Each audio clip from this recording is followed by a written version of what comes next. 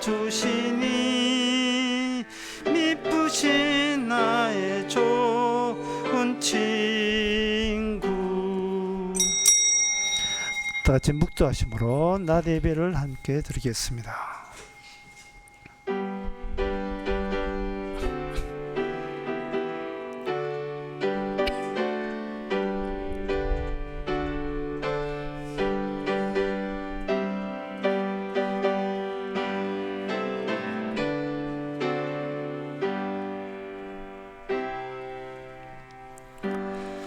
전능하사 천지를 만드신 하나님 아버지를 믿사하며 그의 외아들 우리 주 예수 그리스도를 믿사오니 이는 성령으로 잉태하사 동전 마리게 나시고 본디오 빌라도에게 고난을 받아사 십자가에 못 박혀 죽으시고 장사한 지 사흘 만에 죽은 자 가운데서 다시 살아나시 하늘로서 전능하신 하나님의 편한 자 계시다 저리로서 산자와 죽은 자를 심판하러 오시리라. 성령을 믿사하며 거룩한 공의와 성도가 서로 또하는 것과 죄를 사하여 주시는 것과 몸이 되시사 하는 것과 영원히 사는 것을 믿사옵나이다. 아멘. 어리석은 자의 퇴보는 자기를 죽이며 미련한 자의 안일은 자기를 멸망시키려니와 오직 나를 듣는 자는 안전히 살며 재앙에 두려움이 없이 평안하리라. 하나님 아버지, 세상 살면서 누구를 상대하며 사느냐가 본인의 운명이 결정된다는 사실을 저희들 이제는 깨닫게 하여 주시옵소서. 똑같은 인간과 상대하지 말고 늘 주님과 교제하는 삶이 되게 하옵소서. 예수님의 이름으로 기도합나이다. 아멘. 교동문 28번입니다.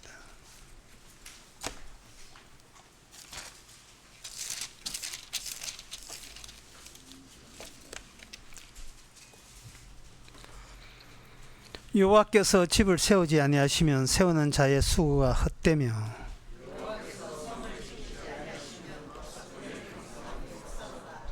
너희가 일찍 일어나고 늦게 누우며 수고의 떡을 먹음이 헛되도다.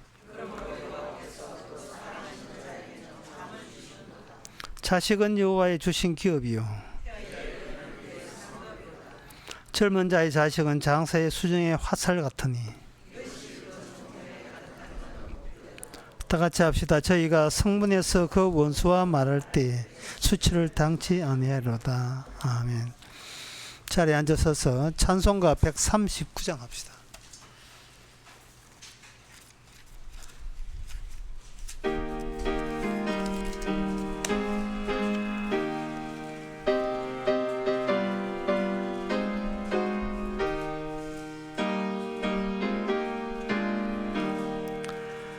생명의 주여 멸류관 받으시옵소서. 나비에 서신 가시간 나 기억합니다. 저 겟세마네 기도를 늘 기억하게 저 십자가의 은혜로 날 인도하소서. 누셨던 무덤 내게도 보이시옵소서. 잠드신 동안 천사가 굳게 지키었네. 저 겟세마네 기도를 늘 기억하게 하시고 그 십자가의 은혜로 날 인도하소서. 마리아처럼 새벽에 주께로 옵니다. 이 무덤 내게 보이사 날 가르치소서. 저 겟세마네 기도를 늘 기억하게 하시고 그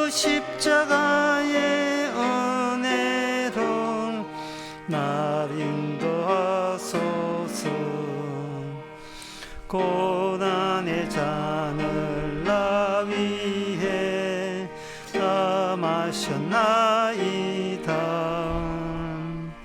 나도 늘 나의 십자가 감당케 하소서. 저 겟세마네 기도를 늘 기억하게 하시고 그 십자가의 은혜로 날 인도하소서. 아멘. 이 시간 다 함께 기도할 때 양성수 장로님 기도하시겠습니다.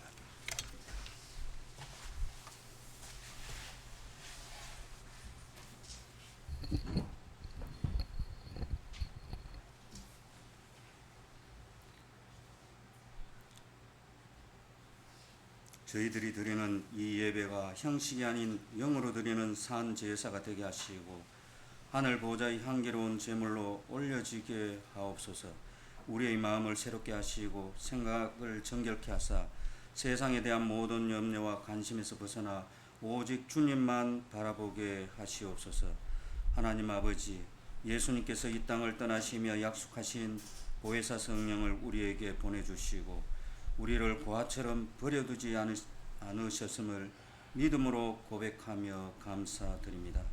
하지만 그동안 스스로 책임지고 남 앞에 글을 산 인간으로 변모하고자 애썼던 이 모든 것이 대신 죽으신 예수님의 십자가를 모독하는 것임을 미처 깨닫지 못했습니다. 우리의 연약함과 교만함을 용서하시고 다시 성령으로 충만케 하시옵소서. 성령께서는 우리의 마음을 감찰하시고 말할 수 없는 탄식으로 우리를 위하여 중보하시는 분임을 믿음으로 바라봅니다.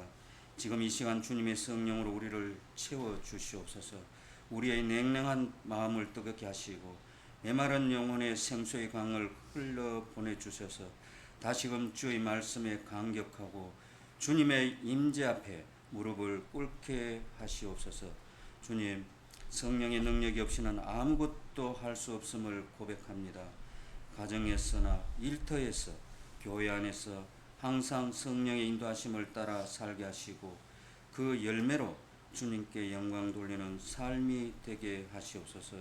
이 모든 말씀을 우리 주 예수님 이름으로 기도하옵나이다.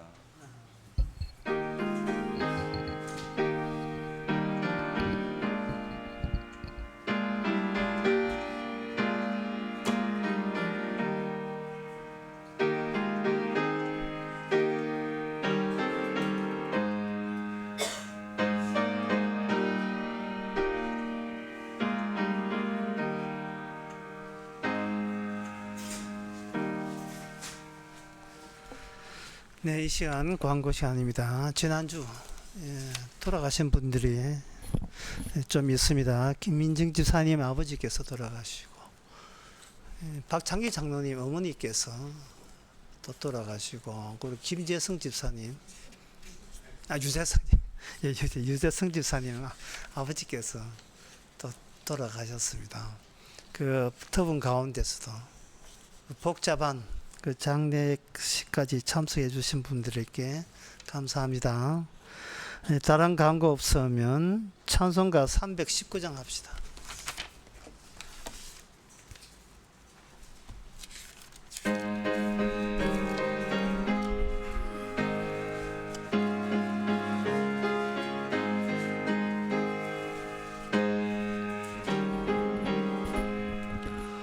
온유한 주님의 음성 내 귀에 속삭이네. 내 마음 문을 두드리니 왜 주님을 피하느냐. 피하지 말라, 피하지 말라. 우리가 곁길로 피해도 맘속에 오시니 심판을 당할 때 주님은 너 맞을 준비해. 맘속에 주님을 영접하라. 주 영접하라. 사랑의 주 예수 친히 이 땅에 내려오사 문 밖에 서서 기다리니 참 놀라운 사랑이라. 피하지 말라. 피하지 말라.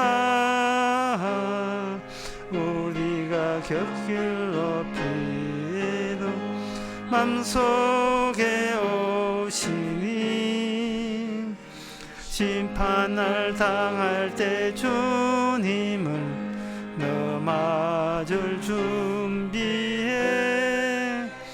맘속에 주님을 영접하라.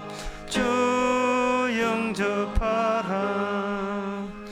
주님이 부르는 음성 늘 받아주시나니 죄버린 내게 임하시사 끝까지 늘 도우시네. 피하지 말라. 피하지 말라. 우리가 곁길로 피해도 맘속에 오시리. 심판을 당할 때 주님을 너 맞을 준비해. 맘속에 주님을 영접하라. 주 영접하라. 주님의 은혜를 받고 예수님 영접하라. 마음 문 활짝 열어놓고 너 주님을 영접하라. 피하지 말라. 피하지 말라. 우리가 곁길로 피해도 맘속에 오시니 심판을 당할 때 주님을 너 맞을 준비해. 맘속에 주님을 영접하라. 주 영접하라. 하나님의 말씀은 히브리서 11장 23절에서 26절까지입니다. 24절부터 26절까지입니다. 믿음으로 모세는 장성하여 바로의 공주의 아들이라 칭함을 거절하고 도리어 하나님의 백성과 함께 고난받기를 잠시 죄악의 낙을 누리는 것보다 더 좋아하고 그리스도를 위하여 받는 능력을 애굽의 모든 보화보다 큰 재물을 여겼으니 이는 상주심을 바라봄이라. 아멘. 여기 모세가 등장하면서 다시금 반복해서 이 땅에 보이지 않는 세계가 어떤 흔적을 남기는지 어떤 증거를 남기는지를 또 설명해 주고 있습니다. 모세를 보아라. 천국이 있잖아. 이렇게 되는 거죠. 그러면 모세, 그 당시에 모세만 사람이었습니까? 모세만 살았습니까? 그렇지 않죠. 모세 말고 다른 사람도 살았죠. 왜 그 다른 사람을 보라. 천국이 있잖아. 왜 그런 이야기를 안 하고 모세를 딱 지목해서 모세를 보라. 그럼 천국이 바로 저기 있잖아 라고 이렇게 설명할 수 있는가? 보이지 않는 세계, 실상의 세계가 모세란 인물을 태어나게 하면서 그 모세 인물의 천국의 본질이 어떻게 실려서 같이 인생을 동반하고 있는지를 보아라는 겁니다. 그러면 이제 우리가 이제 모세를 볼 때에는 뭘부터 우리가 제껴야 되느냐? 우리는 뭘 보지 않아야 되느냐? 모세를 보겠다고 마음먹으면 나 자신의 인생을 보지 마세요. 그리고 이 세상에 모세 말고 다른 인생도 치워버리세요. 이제는 내 자리가 아니고 모세가 내 자리에 들어와서 모세가 내 자리를 접수했을 때 모세에게 일어난 현상이 오늘날 어떻게 연속적으로 일어나고 있는가를 봐야 됩니다. 왜냐하면 이 세상이 연속적으로 가는 것처럼 이 세상을 향한 하늘나라도 연속적으로 같이 이어지고 있습니다. 모세 인생을 통해서 아주 적절한 표현을 하자면 모세 인물은 이것은 천국과 이 세상의 중첩된 모습을 보여주고 있습니다. 슈퍼포지션이라고 하는데 중첩된 거. 중첩됐다는 말은 이거 어떤 뜻이냐 하면 0과 1이 있다면 2분의 1이 안 보이는 거예요. 어떤 때는 0으로 보이고 어떤 때는 1이 보이고 분명히 그 중간이 있는데 중간이 없어요. 따라서 이게 0의 세계와 1의 세계, 1의 세계가 이 세상이고 0의 세계가 천국이라면 천국 세계가 이 세상이 같이 포개져 있는 그러한 입장이 있습니다. 이 골로새서 3장 4절에 나오는 거예요. 이미 우리는 죽었고 우리의 생명은 딴 데가 있다. 하늘나라에 가 있다. 이게 바로 슈퍼포지션 중첩이라는 겁니다. 그 중첩이 되면 그러면 어떤 현상이 되느냐? 이것이 하늘과 땅이 중첩된 사람에게 하늘과 땅이 연결되어 있기 때문에 서로 얽혀있는 상호작용이 일어나는 겁니다. 상호작용이라는 것은 예를 들면 이렇습니다. 지구에서 이게 동전 두 개가 있었는데 하나는 지구에 놓고 하나는 달에 놓았다 칩시다. 여기서 지구에 있는 동전을 가지고 뺑뺑 돌려가지고 손으로 탁 치면 여기에 앞면이 딱 나오는 순간 아무 상관도 없는 달에 있는 동전도 뒷면이 나오고 앞면이 나오는 거예요. 지구에 있는 동전을 뺑 돌려가지고 탁 쳐서 뒷면이 나온다면 우리 보기에는 너무나 멀리 떨어져 있는 저 달의 동전도 뒷면 나오게 되어 있습니다. 상호작용과 상호 얽힘이죠. 양자물리학에서 이것을 과학자들이 발견해가지고 도대체 이걸 논리 따지는 게 이게 믿어야 되는 사실이라고 고백하고 있습니다. 양자중첩과 양자얽힘이라는 것이 쉽게 예를 들면 그렇습니다.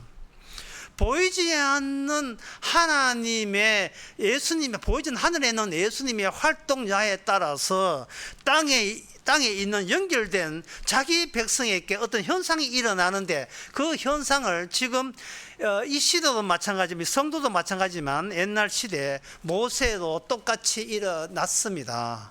그래서 이 모세를 보라는 거예요. 너 자신 보지 말고 모세를 보라. 모세를 보고 난 뒤에 우리 자신을 봐야 됩니다. 그 모세 볼 거 뭐 있는지 모세를 한번 보자는 거죠. 보면 여기 모세라는 인물은 출애굽기에 2장에 보면 요게벳 엄마가 이름이 요게벳인데 그 엄마에서 아들이 태어나요. 여자 몸에서 아들 태어나는 거 평범한 사태입니다. 아무 일이 없어요. 없는데 그 나라에서 권세로 아들 놓으면 다 죽이기로 되어 있습니다. 그럼 나라에서 다른 민족도 그러냐? 다른 민족은 손대지 않고 히브리 민족에 대해서만 아들 놓으면 죽이고 딸 놓으면 살려내라는 그런 지시가 주어졌어요. 그 애굽 나라가 그 뭔데 그렇게 지시하느냐? 애굽 나라가 권세를 갖고 있습니다. 이 권세를 갖고 있어서 그 애굽 나라에 사는 모든 자들은 그 권세 밖으로 나갈 수가 없어요. 여기 오늘 본문에 26절에 그리스도를 위하여 받는 능력을 애굽의 모든 보화보다 이렇게 되어 있지요. 나라가 둘로 나뉘어져 있습니다. 그리스도라는 계신 나라 위에 있고, 중첩되어 있어 위에 있고, 모세의 몸은 어디 있느냐 하면 애굽이라는 여기 땅에 있어요. 그러니까 땅에 있는 몸과 하늘에 있는 그리스도의 세계, 두 세계가 모세한테 중첩되면 그 중첩된 현상이 어떻게 나타나는가? 두 개의 권세의 충돌로 나타납니다. 두 개의 권세의 충돌로 나타나죠. 아들 놓으면 죽여. 예. 묻지도 따지지 마. 그냥 죽여. 아들만 죽이라는 거예요. 이 모세의 엄마는 그 아들이 너무 아름다워서 죽이지 않았다고 되어 있습니다. 이 권세에 대한 반발이에요. 기존 권세에 대한 반발. 이 모세 입장에서 하나님은 의도적으로 그렇게 했는데, 모세 인생에 하나님께서 위와 아래로 중첩된 사람 같으면 땅의 권세가 아무리 세도 하늘의 권세가 그걸 뚫고 그걸 간섭하게 돼 있어요. 상호작용이 되니까요. 그렇다면 모세 인생은 일단은 하나님의 뜻에 의해서 또는 바로 왕에 의해서 모세 인생은 절단났습니다. 이제 뭐 태어나자마자 죽게 되었어요. 그런데 하늘의 권세가 땅의 권세를 저항했습니다. 안 돼! 하고 엄마가 나서서 저항했습니다. 저항했는데 이 저항에 한계가 있어요. 애는 울지요. 키울 수가 없어요. 애란 모르겠다 해서 여기 모세 엄마가 그냥 애를 그냥 물 위에 그냥 던졌습니다. 뭐 죽이든 밥이든 물 위에 그냥 던졌어요. 내가 못 키운다. 이러한 세상의 권세 아래서 우리는 세상의 권세의 힘을 우리가 대든다는 것은 있을 수 없다. 세상이 우리 애를 죽이라는데 그 죽음의 권세를 우리는 벗어날 수가 없습니다. 그래서 뭐 애를 내 손으로 죽이는 것보다 차라리 물에 띄어가지고 방치하듯이 그냥 애를 자기의 육신으로부터 애를 떼냈습니다. 떼는데 이 물에 실린 모세가 둥실둥실 바구니에 담겨서 떠가더니만 모세 누나가 우리 내 동생 어디로 가냐 이거 살폈어요. 가보니까 그 강물이 나일강 강면에 이리저리 이렇게 설치다가 하필이면 바로의 공주가 목욕한 시녀와 함께 목욕하는 그 대목에서 바로의 공주한테 걸려든 겁니다. 오늘 본문에 보면 바로의 공주의 아들이라 이래 있어요. 바로의 공주라 하는 것은 이것은 뭐냐 하면 이거는 인간의 권세에서 나온 겁니다. 인간의 권세에서 나왔으니까 일단은 인공물이죠. 인공물. 하나님께서는 이스라엘을 인도하면서 인공물, 애굽이라는 인공물, 그 하나의 세상의 권세죠. 인공물로부터 분리시킵니다. 분리시켜서 이스라엘 백성을 어디로 데려가느냐? 인공물이 전혀 없는 곳, 광야로 일단은 빼냅니다. 전혀 자연물만 있을 때, 자연물만 있고 사막이죠. 광야만 있고 인공물이 없을 때 인간은 과연 어떤 존재냐? 죽은 존재지요. 예. 그 죽으면 어떻게 되는가? 없어지지요. 죽으면 없어지는 거예요. 주님께서 이스라엘 백성을 인도하면서 인간의 그 본 모습을 자꾸 일깨워 주는 거예요. 인간은 자꾸 살아있으면서 미래가 어떻게 되냐? 인간은 미래를 볼 자기도 없고요. 미래는 모르고요. 과거에 처음에 하나님이 본래 인간을 어디서부터 출발했는가를 그걸 계속 되새기는 작업이 하나님의 말씀 안에 들어있습니다. 하나님께서 과거에 이미 확정된 원칙이 그 원칙에서 너는 빼도 박도 못한다. 이게 무슨 권세냐? 말씀의 권세예요. 말씀의 권세. 이미 인간은 확정되었습니다. 창세기 3장에서 흙으로 왔으니 흙으로 돌아가라. 이미 확정된 거예요. 여기에 대해서 확정된 것에서 반발하면서 인위적인 인공적인 힘을 키우는 것이 창세기 4장이었습니다. 가인이 나오고 가인의 세계가 펼쳐집니다. 그 가인이 제일 먼저 한 게 도시를 세운 건데 그 도시가 전체가 인간의 힘으로 세운 인공물입니다. 인공물과 도시를 세우면서 거기 법이 만들어졌거든요. 그 인간의 법도 헌법도 인공물이에요. 자연물이 아니고 인공물입니다. 거기 인공물에 거기에 하나님의 하늘의 권세, 하나님의 말씀의 권세에 대드는 반항하는 그러한 악한 권세가 거기 작용하고 있습니다. 창세기 4장에 가인은 동생을 죽일 때 악한 권세가 덮쳐서 죽게 되었거든요. 그 악한 권세의 지배하에 통제하에 있는 가인이 세운 세계, 땅의 세계, 인간사의 애굽입니다. 그 애굽이에요.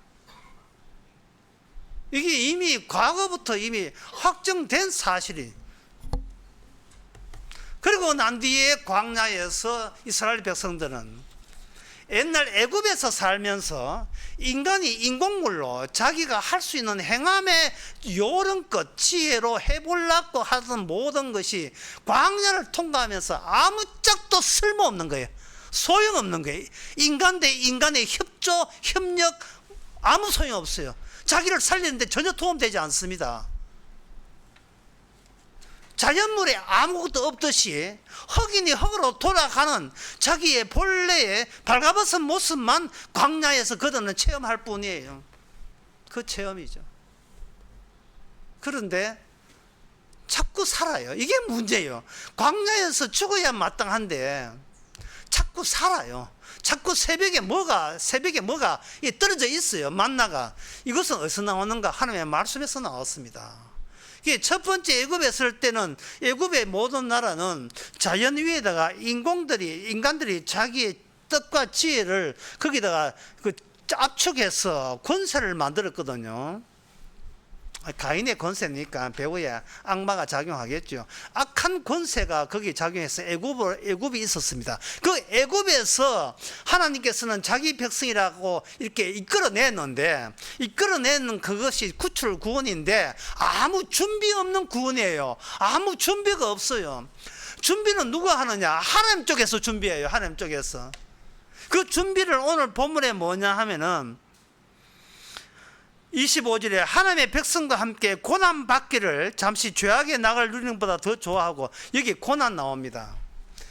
고난이 하나님이 친히 구원의 절차로서 과정 속에 친히 준비하신 것이 고난입니다.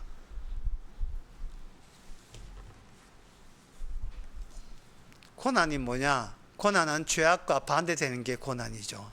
죄악을 낙을 누리는 것보다 대비되는 것이 고난 받기를 더 즐거워하는, 더 좋아하고, 더 좋아했다가, 죄악의 낯을 누리는 것보다 고난 받기를 더 즐거워하고, 이 표현이 네 애굽 사람이야, 새로 만들어진 이스라엘 사람이야, 같은 뜻입니다. 같은 뜻입니다. 너 천국 가는 게 이미 발동이 걸려서 이거는 이스라엘 사람이고, 너는 구원이고 뭐고 그냥 난 애굽에서 살래, 이거는 애굽이에요. 애굽 사람의 특징은 중첩되지 않았습니다. 이스라엘의 특징은 중첩되었어요. 하늘과 땅이 서로 같이 같은 몸에 같이 놓여 있습니다. 하늘의 뜻에 의해서 그들은 구원받는데 그 구원받은 모습이 고난이 되는 겁니다. 이 고난이 되게 되면 어떤 분리가 일어나느냐? 처음에는 자연물과 인공물로 분리가 일어나다가 그들로 하여금 광야에서 고난받게 되면 그때 분리는 뭐냐 하면 아무것도 없는 죽음의 세계, 광야라는 자연물이냐 아니면 하나님의 권세가 담긴 말씀이냐, 이 분리가 일어나요. 아무것도 없는 이 자연물에서 네가 악착같이 살렸고 애를 쓸 그런 인물이냐, 아니면 이제는 자연물에 아무것도 없는 제공하는 죽음에서 이제는 말씀의 세계로 도약할 수 있는 그런 인물이냐를 또 새로운 분리가 광야에서 계시됩니다. 광야를 하면서 겪게 되지요.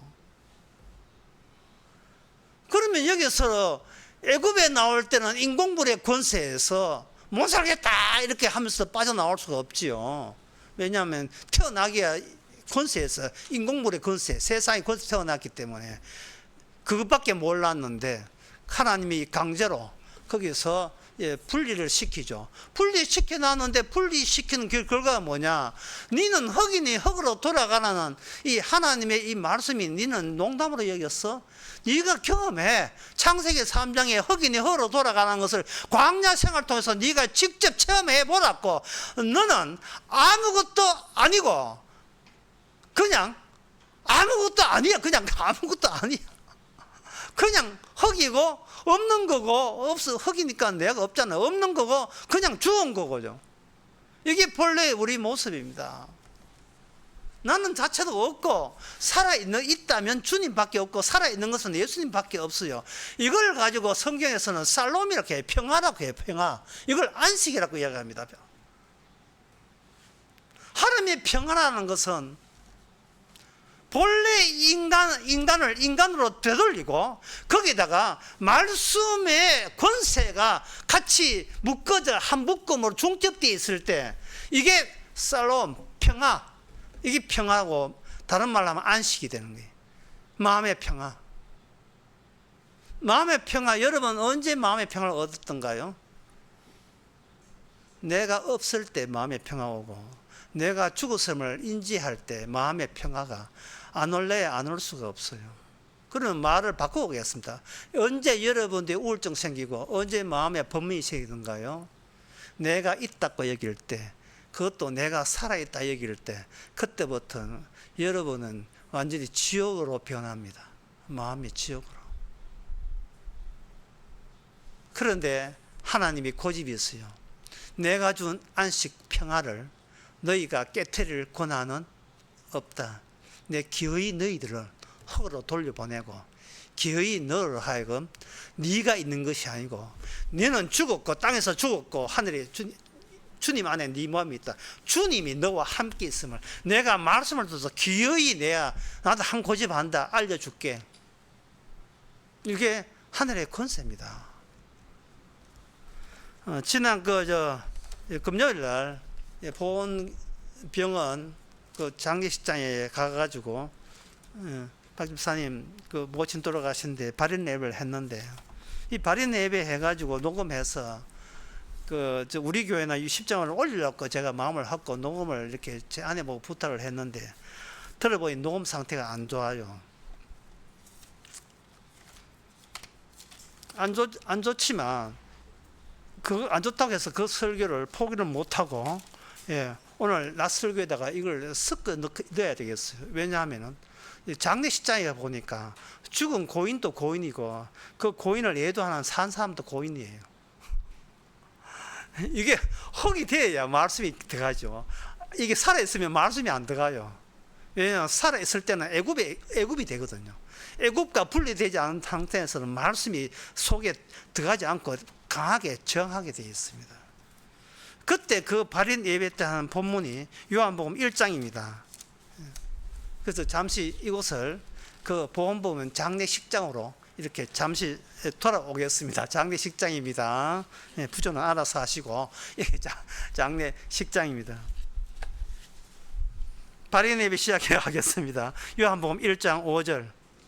빛이 어둠에 빛이 돼 어둠이 깨닫지 못하더라. 요 대목입니다. 보통 이 세상에서는 이 자연 세상에서는 빛이 어둠을 비추면 어둠은 빛이다 하고 알게 돼 있어요. 이게 자연 세계예요. 우리가 살고 있는 자연 세계는 그런 세계예요. 아무리 어둡더라도 빛이 오면 이 어두움이 빛 봐라 하고 그렇게 빛을 알게 돼 있어요. 그런데 말씀의 세계에서는 이 세상에 어두움이 절대로 빛이 되지 못하도록 권세가 둘러쳐져 있어요. 권세가 이 권세가 어둠의 권세가 그냥 자연 권세가 아니고 그냥 어두움의 악한 권세가 꽉 둘러차 있기 때문에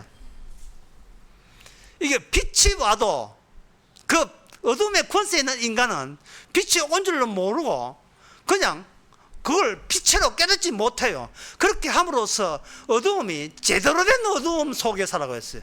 그걸 어두움의 권세라 합니다. 어두움의 권세.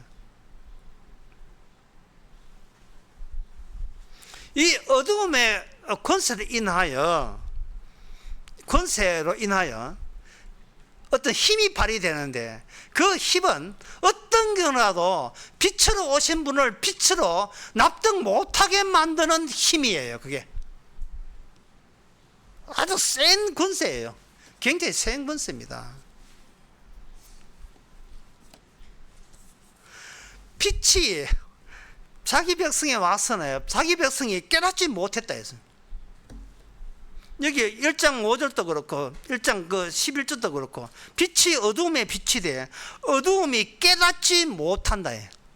깨닫지 못한다는 것은 뭐 물건이 몇개 빠져 있다든지 제대로 뭐 이렇게 능력이 없다는 게 아니고 그냥 태어날 때부터 깨닫지를 못해요. 태어날 때부터 인간은 태어날 때부터 예수님이 무슨 일을 했는지 깨닫지 못해요. 교회 4대째 교회 다녀도 예수님이 누군지를 몰라요. 하나님이 누군지를 몰라요. 더 나아가서 내가 어둠이라는 사실을 인지하지 못합니다. 왜 그러냐 하면 말씀이 없는 빈칸을 인공물로 다 채워졌기 때문에 국민교육으로 다 채워져 있기 때문에 인간이 납득되는 그 모든 지식으로 다 채워져 있기 때문에 그래요.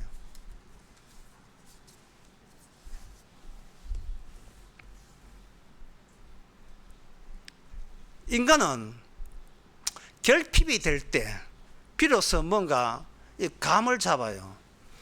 배우자가 죽으면 치매 환자가 20% 증가한다는 그런 통계가 나와 있습니다. 배우자가 죽으면 배우자가 죽으면 뭐냐 하면은 이게 어두움의 권세거든요. 어둠의 검사란 말은 뭐냐?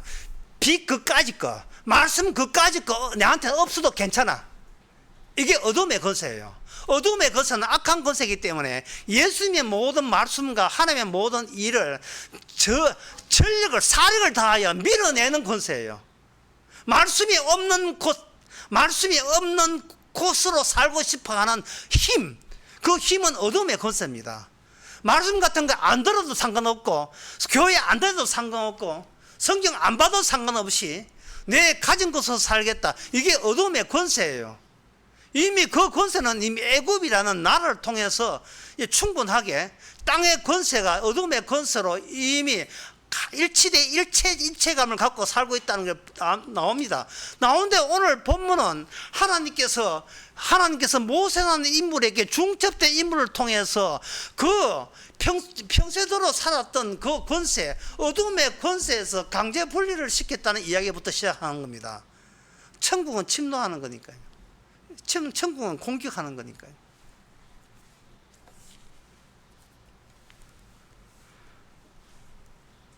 요한복음 1장 11절에 자기 땅에 오면 자기 백성이 영접지 하냐 하였으나 자기 백성도 몰라요. 이 어둠의 권세가 얼마나 대단한지 자기 백성도 못 알아봐요. 그런데 12절 13절에 보면 영접하는 자 그 이름을 믿는 자에게는 하나님의 자녀가 되는 그 다음에 나온 말이 뭐냐, 권세입니다. 권세. 새로운 힘이 이 땅에 내가 애국 같은 이 땅에서 강제 분리시키는 힘이 작동하게 돼 있다는 거예요. 이게 중첩에 하늘 중첩된 인물에게 해당되는 하늘의 힘입니다. 하늘의 힘이에요. 자, 그러면 애굽은 어떤 세계냐? 애굽은 흙의 세계예요. 살아있어도 죽은 거예요. 죽은 것은 물론 죽은 거고 있을 수도 없는 세계입니다. 이게 왜냐? 하나님의 말씀에 의하면 이 세상은 이미 강제로 하나님께서 있는 것도 없애는 세계고 살아있는 것도 죽여버리는 세계예요. 그게 창세기 3장에 이미 과거에 이미 원칙이 세워져 있습니다. 전도서 7장 1절에서 4절에 보면 아름다운 이름이 보배로운 기름보다 나왔고 죽는 날이 출생하는 것보다 나았다. 죽는 날이 출생하는 것보다 나았다. 왜? 자기의 본래 자기 모습으로 돌아가는 게 아주 즐거운 날이기 때문에. 초상집에 가는 것이 잔치집에 가는 것보다 나으니 모든 사람이 결국이 이와 같이 됨이라. 인간에게는 미래가 없습니다. 인간에게 있다면 과거밖에 없어요. 과거에 확정된 하나의 원칙으로 우리는 돌아가고 그게 귀환하는 거예요. 인간에게 무슨 희망이 있고 미래가 있어요. 죽은 자가 무슨 희망이, 죽은 자는 미래를 가질, 희망을 가질 고난조차 없는 게 죽은 자입니다. 모든 인간은 장례식장으로 고고! 그뿐이에요. 고고예요, 고고. 순번번 뽑고 대기표 보고 기다리세요. 다음은 2646번 그래서 그 장례식장에서 이제 강제 소환된다. 발행할 때 강제 소환된다. 죽음으로 강제 소환돼요. 죽는 사람 우리의 선배입니다.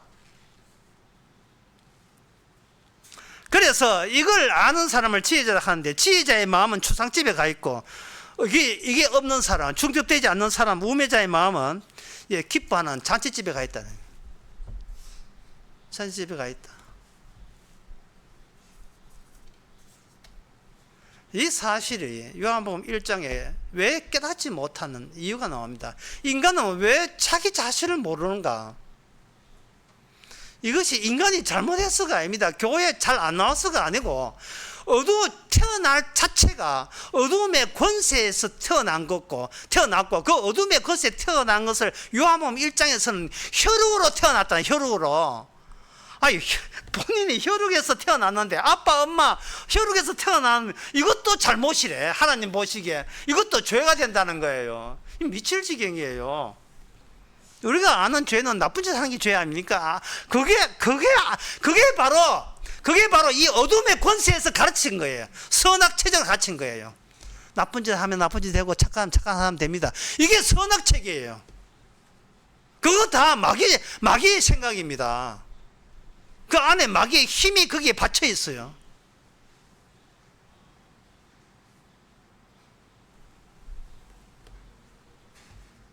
사람이 왜 범위에 걱정이 많고 불안감이 드느냐?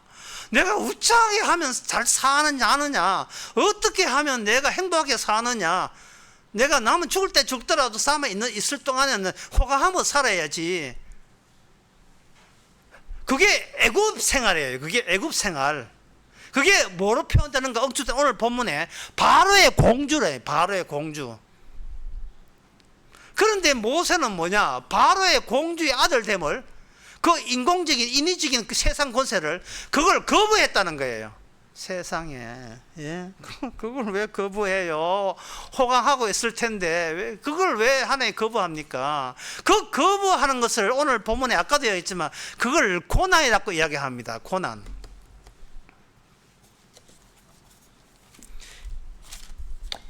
히브리서 2장 10절에 보면 예수님이 어떤 코스로 이 땅을 다녀갔는가가 나옵니다. 히브리서 2장 10절에 보면 만물을 인하여 만물을 말미암아 자기께 많은 아들을 이끌어 영광에 들어가게 하신 이에 저의 구원의 주를 구출의 주를 고난으로 말미암아 온전케 하신 이미 합당하도다. 고난이 없이는 온전함이 없다는 거예요. 예수님마저 하나님인데 고난 받아야 된답니다. 왜? 고난 자체가 이 땅에 왔다는 이유 때문에 중첩된 하늘의 구원하는 능력이 이 땅에는 고난으로 드러난다는 거예요. 고난으로 드러나면서 이 세상에서 호강하며 행복하게 살자와 이게 대조가 된다는 겁니다. 행복하게 살자가 그게 죄악이 된다는 거예요. 어두움의 권세 아래서 나 여기 있다도 죄가 되고 있는 걸 잘 살아보자도 죄가 된다는 겁니다. 그걸 죄로 규정하는 암흑을 얻는다는 것은 주님의 개입이 아니고서는 성립될 수가 없어요. 그런데 성도는 고난을 받으면서 뭘 느끼느냐 하면은 이 마음의 평화가 없어요. 내 뜻대로 다 되고 내 소망도 다 된다 할지라도 그게 하나님이 주신 평화가 아니에요. 뭔가 유혹 같고 시험 든 것 같은 늪에 빠진 현상을 그렇게 보여줍니다. 내가 결부되어 있는 이상은 하나님의 주신 살롬, 평안은 없습니다. 내가 결부되어 이상은. 자, 그렇다면 이 고난을 통해서 고난을 주시는데 우리 내 인생을 아주 작살내고 절단내죠. 예. 절단내고 내용부터 해가지고 이제 고난으로 갑니다. 고난으로 갈 때 고난에 대한 그 힘, 에너지에서 오는가? 주어진 말씀에서 옵니다. 나는 하나님께서 이스라엘께 나는 너에게 어떤 목적이 있는데 너가 구원받는 게 아니고 너와 동행하는 자가 구원받고자 한다. 그 동행하는 자가 누구냐? 하나님의 이름입니다. 하나님의 이름의 고난에 나머지 이스라엘 백성은 그냥 동참하는 백성 수준이에요. 동참하기 싫다? 그러면 그걸 탈퇴시킵니다. 이 말은 말씀 싫어? 애굽으로 돌아가자. 가버려. 예. 뭐 애굽으로 가지도 못해요. 그냥 허로 돌아가는 거예요. 말씀이 주는 중첩된 하늘의 모습을 그렇게 네가 거부한다면 너는 내 백성 아니야 하고 계속 내보내는 작업을 이 광야 같은 세상에서 해내고 있는 겁니다. 네, 그렇게 해서 하나님께서 챙기고자 하는 것은 뭐냐? 그것은 바로 열매입니다. 그 열매가 무슨 열매냐?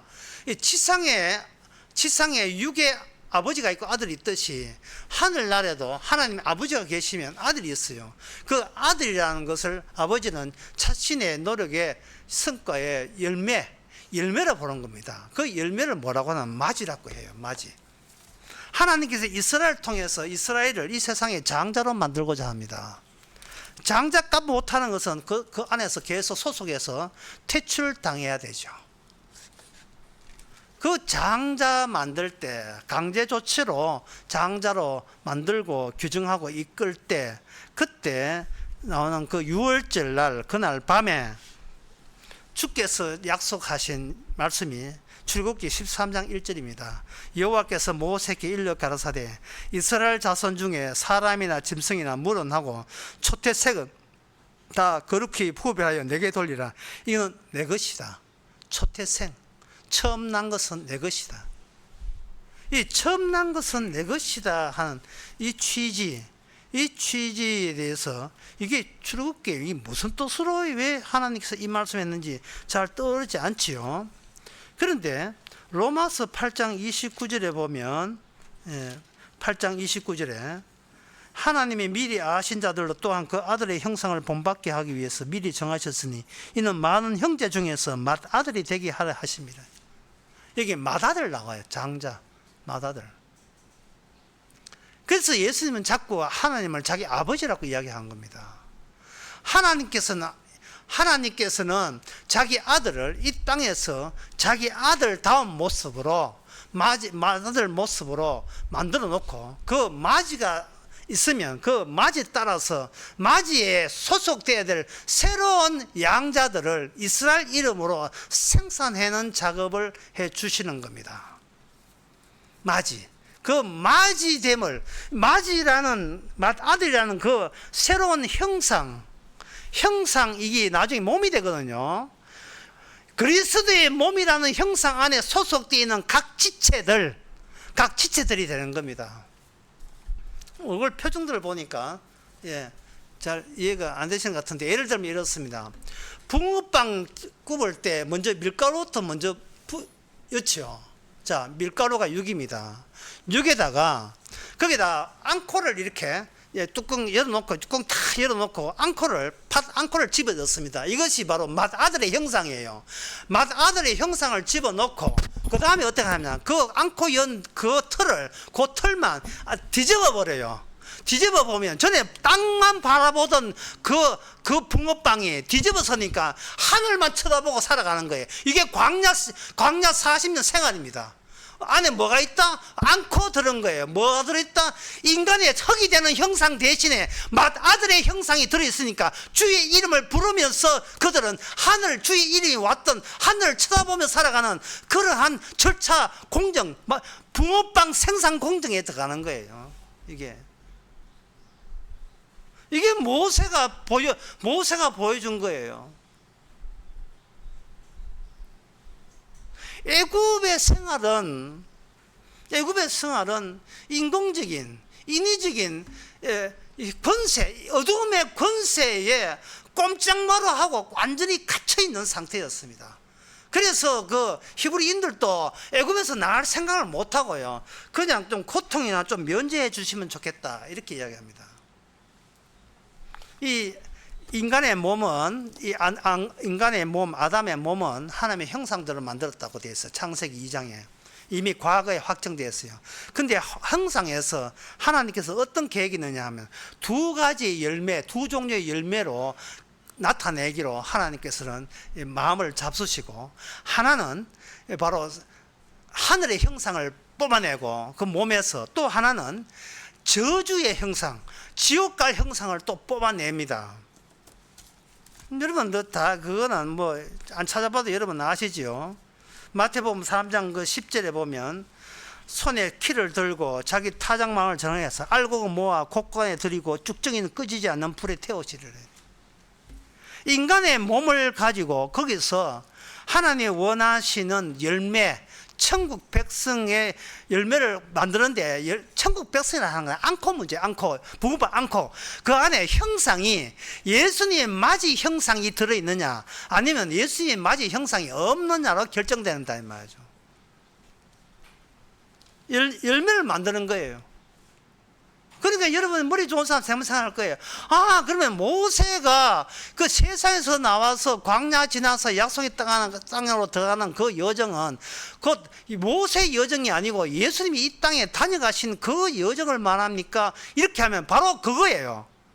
근데 더 머리가 더 좋은 사람은, 그러면 예수님의 여정은 오늘날 우리한테 적용되는 여정입니까?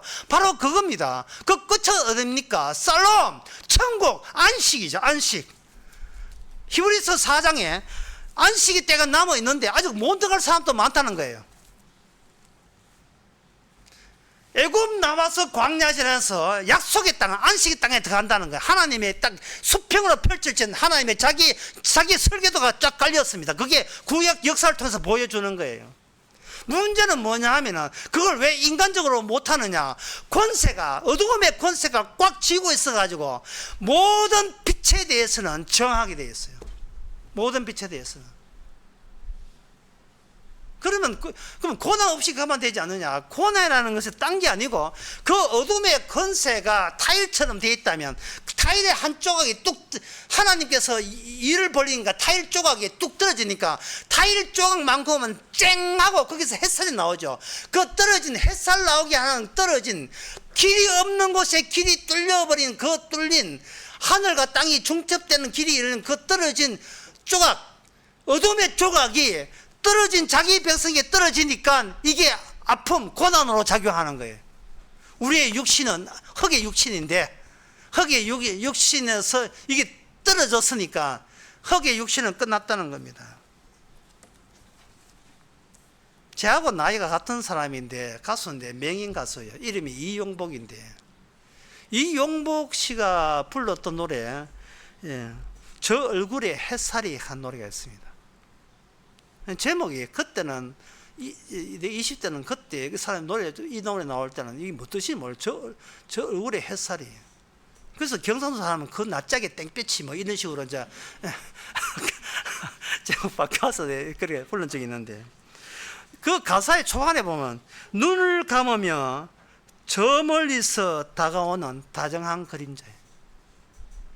노래는 여러분 집에 가서 들으시고, 눈을 감으면 이게 또 참을 수 없네. 저 멀리서. 특히 명인 가수니까 눈이 어둡잖아요. 소리만 들린다 이만. 말씀 소리만 들리는 거예요. 말씀 소리가. 예?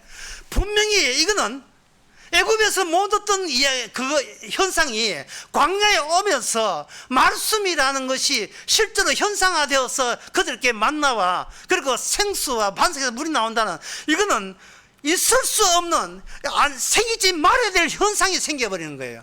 근데 그 기간이 무슨 기간이냐? 고난 기간이에요. 새로움과 말씀이 주는 새로움과 새로움이 만끽하는 그 기간이 바로 고난의 기간입니다. 거기서 말씀이 계속 주어져요. 말씀이. 목사님 무슨 말씀이 주어졌습니까? 광야 시대에 이렇게 물으면, 예, 그걸 살펴보겠습니다. 그 열매가 되는데 그 만물이거든요. 근데 그 만물이 그들 이스라엘 손에서 만물이, 예, 제공됩니다. 거기 만물이 생기는데 그 만물 어디서 나오느냐? 나중에 약속에 따라가면 농사 지을 때 만물이 생겨요. 그 만물의 10분의 1을 하나님께 바칩니다. 만물을 바치는 거예요. 그게 11조입니다. 11조가 만물이고 만물이 11조예요. 그걸 누구한테 바치느냐 하면은 백성들을 레이지파한테 바쳐요. 레이지파한테 바친다는 말은 당신이 하는 그 특이 현상을 위하여, 다시 말해서 우리는 죽었는데 양 잡아서 살았다. 우리는 죽었는데 양 잡아서 살았다. 그걸 상번째 매일 아침 저녁으로 양 잡으면서 양 잡아서 죽은 우리가 살았다. 없어진 우리가 아직도 생존한다. 이걸 제사와 결부해서 하늘에 있는 말씀이 지상까지 이스라엘 백성 가운데 동행하고 있는 거예요. 그러니까 말씀을 지키는 게 아니고 말씀을 듣는 게 아니고 말씀의 권세 안에 놓여 있는 거예요. 말씀의 권세 안에 놓여 있는 겁니다. 어떤 상태에서? 세상의 모든 어두운 권세가 차단된 상태에서. 그러면 말씀을 왜 들어야 되느냐? 어두움 속에 차단된 그 타일 하나가 뚝 떨어졌어요. 원래 타일 박혀 있으면 어두움도 오직 어두움밖에 없는데, 빛이 없는데, 그 타일이 떨어지니까 빛이 왔고, 그 떨어진 타일이, 그 율법이 매우 우리에게 심한 고난을 야기하는데, 고난을 야기하면서 고난 가운데서 내가 할 수 있는 건 없다는 순간 위를 쳐다보니까 내 얼굴에 땡빛이 오는 거야. 그 하늘에서 그동안 몰랐던 하늘나라가, 주님의 나라가, 나는 만물을 원한다는 소리가 더불어서 이스라엘은 내 장자다, 이 장자들이다 하고 소식이, 출애굽기 4장에 나오는 그 말씀이 우리에게 이 어둡기 짝이었는 내 마음속까지 지하 105층까지 지금 거기 비추고 있는 거예요. 내 마음에 말씀의 빛이 비춥니다. 깨닫지 못하더니 깨달았다. 깨닫지 못하는 게 당연한데, 이 미친 짓이 그걸 왜 깨달아? 네 대학 안 나와서, 네 공부 안 해서, 이 성경에 어떻게 뭐 성경은 전설이야, 네 그런 거 안 배워서, 인간의 책이야, 그런 거 안 배웠냐 말이야. 이렇게 애굽 사람들이 나에게 닥달내고 대드는 가운데서 저는 그래 전설이야, 그거는 사람들 지혜 끌어모은 거야, 아무것도 아니야, 그거 안 봐도 돼, 뭘 해도 괜찮아, 사는데 지장 없어, 이렇게 하다가 나중에 보니까 말씀을 딱 들어오는데 이것이 바로 주여 제가 충첩된 인물로 채택되었군요. 누가복음 10장 20절에 네 이름이 하늘의 생명체에 기록된 걸로 기뻐하라. 그게 살로미가 안식이기 때문에, 예, 말씀이 내 안에 앙코가 있다는 사실을 보여주는 거예요. 앙코가. 지난 수요 설교하면서 제가 너무나 크게 감동받은 기절이 있습니다. 이거는 제가 생각하고 싶어서 하는데, 그렇게 주께서 그렇게 생각을 주신 생각이 뭐냐 하면은, 교회 숫자가 100명이 되든 10명이 되든 중요한 것이 아니고, 단 한 명이라도 천국의 본질을 드러내면 하나님께서는 오케이, 하나님께서는 충분해. 그러면서 제가 노아 방주 이야기했어요. 이제 그 많은 사람들이 있지만 하나님의 뜻을 아는 사람은 노아 식구 그 8식구밖에 없어요. 그래도 하나님께서는 아무 상관없어. 우리 보고 이야기해. 노아야 아무 상관없어. 내가 그걸 기뻐해. 여러 사람 몰라도 괜찮아. 남 납득 못해도 괜찮아. 미친 소리 들어도 괜찮아. 너만 천국의 본질만 발산하면 돼. 비추면 돼. 이게 바로 제일 작은 숫자의 집합이 이스라엘이었습니다. 숫자가 제일 적었어요. 신명기 9장. 네가 구원받는 이유는 숫자가 제일 적기 때문입니다. 얼마나 외롭습니까? 이 외로운 것도 고난이에요. 외로운 것도 고난이에요. 장례식장에서 찬송 부르는데 다른 사람 멀쩡하게 서 있어요. 몰라요. 사도신경 합시다. 근데 몇 명 다 하지도 않아요. 주기도만 왜 하지도 않아요. 얼마나 외롭고 쓸쓸합니까? 근데 그게 붕어빵 앙컨대 왜 합니까? 중첩된 사람, 하늘과 땅이 중첩된 사람인데요. 우울증, 그 사치 아니에요. 예? 본인이 죽어 있는데요. 죽은 것을 십자가의 어린 양이 살리고 있잖아요. 그게 권세 아닙니까? 그게 권세라고요. 그래서 요한복음 3장에 보면 뭐냐? 육으로 난 것은 육이요, 영으로 난 것은 영이다. 영으로 나지 않으면 하늘나라 못 간다. 앞뒤가 아구가 맞잖아. 아구가 예수님의 진영 상태가 앞뒤가 딱 들어맞잖아요. 마태복음 11장에서 주님 말씀하면 네가 무엇을 들으려고 광야에 나왔던가. 요새 말로 하면 네가 무슨 소리 들으려고 교회에 나왔던가 이 말입니다. 제가 분명히 여러분 당부하고 싶어요. 교회 집 좋은데 교회 집 뭐 걸어가든지 차 타고 가든지 왔다 갔다 하면서 그 사이에 다른 길을 발견해 주시기 바랍니다. 다른 길, 하늘에 가는 길을 발견해 주시기 바랍니다. 그 11조 가운데 민수기 18장 26절을 보게 되면 이런 말씀 나옵니다. 자, 백성들이 그래 제사장에게 바쳤다. 뭐 어쩌라고. 그럼 바치면 나 11조 내주시면 돼. 내가 앞으로 내한테 간섭하지 말았고. 네 그런 생활이 애굽 생활이라 간섭하지 말고 나 낼 거 냈으니까, 세금 냈으니까. 이런 식으로 예, 또다시 내가 살아있다. 나는 죽지 않고 나는 더 행복하게 살아야 되겠다. 예. 여러분 고급 아파트가 열매가 아닙니다. 고급 차가 열매가 아니에요.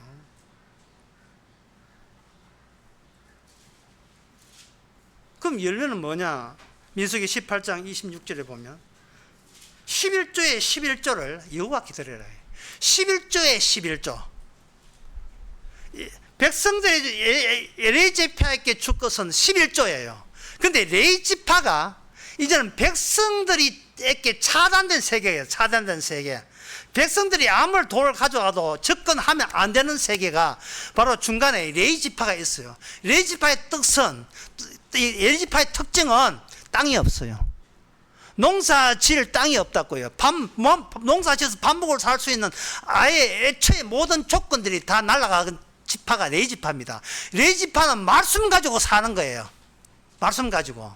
레위지파한테 뭐냐 하면 11조의 11조가 하나님께 드려라.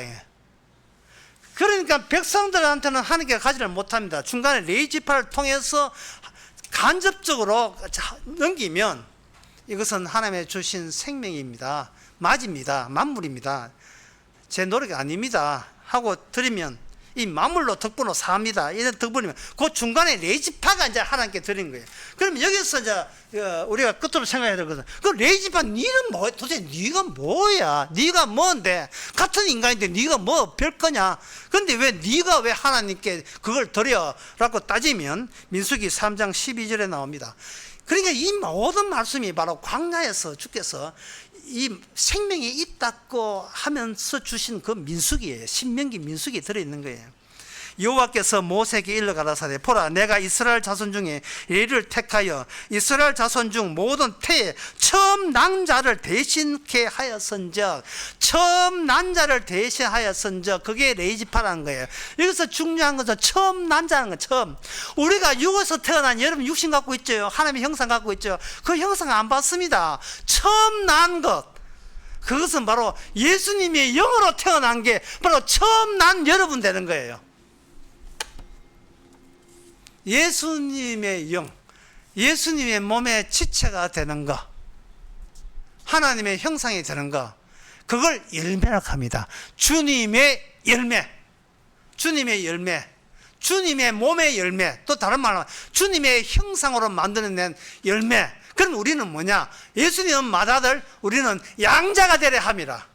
미리 아신 자를 부르시고 부르신 자를 어렵다 해서 우리는 이미 이 땅에 있으면서 하늘나라에 소속한 중첩된 인물, 붕어빵 앙코가 들어있는 인물, 다 이루었다는 말씀에 다 이루었다는 인물, 하나님의 하늘이 주는 살롬 평화가 있는 인물, 안식이 이미 누리고 있는 인물, 그건 하나님의 솜씨로 창조하시고 생산한 겁니다.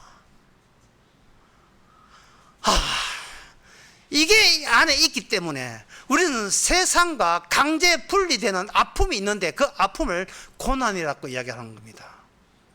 세상이 뭐냐? 다시 얘기하면 세상이 뭐냐? 바로의 공주가 누리는 모든 세상 영광이죠. 그걸 문득거려서 그게 바로 죄예요. 죄.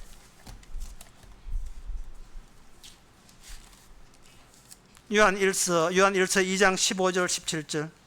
이 세상이나 세상 것을 사랑치 말라. 누구든지 세상을 사랑하면 아버지의 사랑이 그 속에 있지 아니하니 이는 세상의 모든 것들이 육신의 정욕과 안목의 정욕과 이생의 자랑이니 이거는 아버지께로 온 것이 아니고 태어날 때부터 우리의 육신 땅에서 온 것이라. 주님의 사랑이 거기 없다는 겁니다. 이 말씀을 여러분들이 전력을 다하여 거부하지 마시기 바랍니다. 기도하겠습니다. 하나님 아버지, 우리가 도대체 뭐가 바빠서 말씀을 밀어내는지, 뭐가 싫어서 말씀을 거부하는지, 혹시 우리가 이 세상 권세와 한 짝이 되지 않았는지, 한 패가 아닌지 돌아보게 하옵소서. 말씀 없이도 살아간다는 그 자신감, 악마의 자신감을 우리가 아직도 포기하지 못하고 있지 않은지, 주여, 하늘과 땅이 막혀있는 타일 한 조각이 우리에게 떨어져서 비로소 우리 얼굴에 하나님의 얼굴에 나오는 광채가, 복음의 광채가 비치게 하옵소서. 예수님의 이름으로 기도합나이다. 아멘. 다 일어나셔서 찬송가 338장 합시다.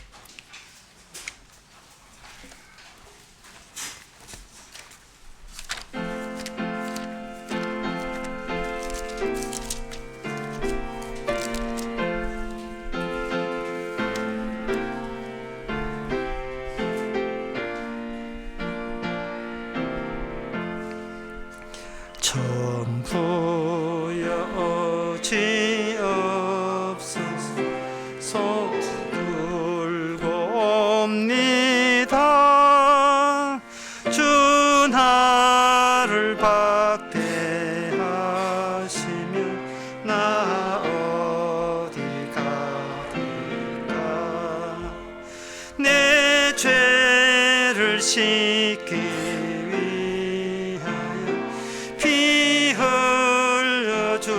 주시니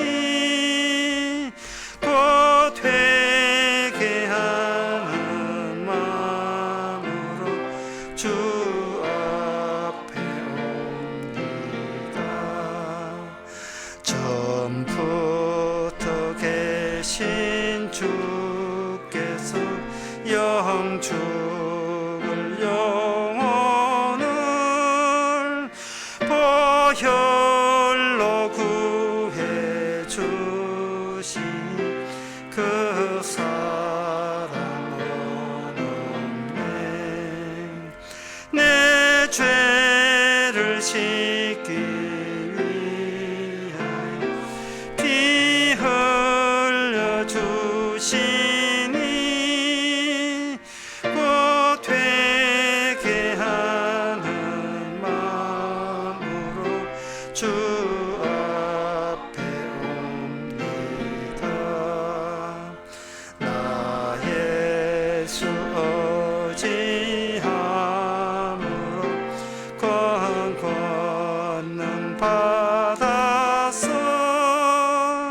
주 앞에 구한